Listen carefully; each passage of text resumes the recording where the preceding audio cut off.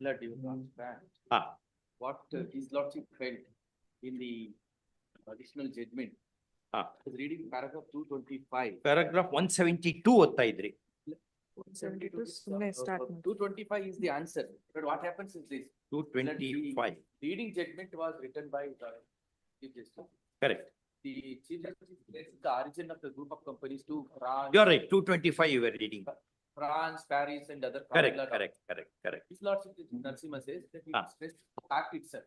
Ah. Let us not go into the. Sir, make use of. The Honorable Chief Justice, my lord, he traces the origin to several other, my lord, Correct. the tribunals like in France and others. Yes. But his lordship Justice Narasimha traces to the act itself, just to be Section on the safer 7. side. 7. So 7 itself. The other origin, Ah. my lord, origin is at page 40. That is the Chief Justice's view. Order. My lord, his lordships refer to the Dow Chemicals of France and then Correct. Paris. Lot of international jurisprudence has International entered this jurisprudence. judgment. so therefore, my lord, his lordship wanted it to pin it. That is Down to the- development of law after chloro controls. Yes, chloro control, my lord, that's an international arbitration. So Correct. therefore, Yeah. there is some provision in the act itself. So therefore, there shouldn't be any problem. Ah. Then after the Chief Justice refers to my lord, France, Paris, and all that, Justice Narasimha, my lord, page 225, paragraph 225, my lord, wants to pin it to the section itself so that there shall not be any, it becomes part of a substantive legal provision itself. Provision itself. Substantive legal provision itself, so that there will Okay. not be any confusion. But I'll only read paragraph 225. Yes. In this reference, we are tasked to determine whether the group of companies doctrine is in accordance with the statutory regime of the Arbitration and Conciliation Act 1996, defining an arbitration agreement and parties thereto. The adaptation of the doctrine has been doubted, and this is the reason for the reference. While dealing with the international perspective on the doctrine, of my opinion, it was noticed that the doctrine could not attain any conceptual singularity, and it remains contested. Perhaps this is for two reasons. First, the expression single economic reality employed in Dow is not in line with the concept of separate legal personality of a company. And second one, the doctrine is applied for determining the intention of the parties, which is completely fact-based. But Chief Justice also uses the word facts-based. It's a facts-based doctrine. For the reasons, the doctrine has remained dynamic, if not uncertain, is subject to many qualifications and expressions. At the same time, there are certain advantages of adopting the doctrine considering the modern business practices.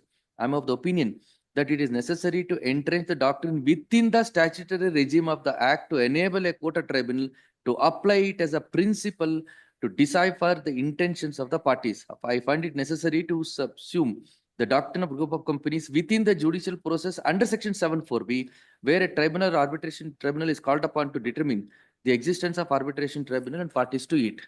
Therefore, my lord, even the Honorable Chief Justice says it's a fact-based doctrine. Now, my lord, it is very clear that it is not, my lord, what happens is this.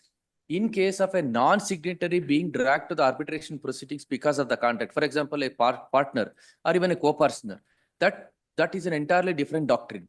Now, this doctrine is strictly applicable to group of companies. There cannot be a hybrid system of approach which the respondents are trying to do. They are bringing this, they are bringing the non-signatory being a part of the arbitration proceedings into a group of company doctrine.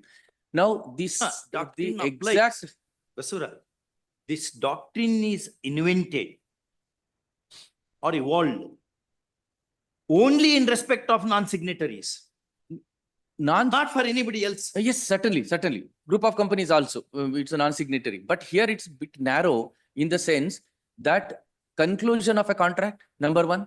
Second one is performance of the contract or termination of the contract. When we see performance of the contract, we need not look into the dictionary meaning, or we have to look into the joint development agreement itself.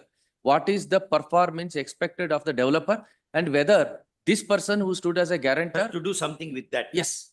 Therefore, now I'll bring your lordship's kind attention. Conclusion of, these are all, ಇವೆಲ್ಲವೂ ಇರ್ಬೇಕು ಅಂತಿಲ್ಲ. ಇಲ್ಲ, Because word perform- conclusion, performance or Or termination ಅಂತ ಉಪಯೋಗಿಸ್ತಾರಲ್ಲ word. Performance is the main fund, entire Appears case to be that. revolves, entire case revolves Very around decisive, very performance. decisive. Conclusion maybe, but performance is concerned, it is singularly absent. Even as per the arbitration notice issued by them. But kindly see now with this my lord, legal background, Do you fit into the concept of group of companies?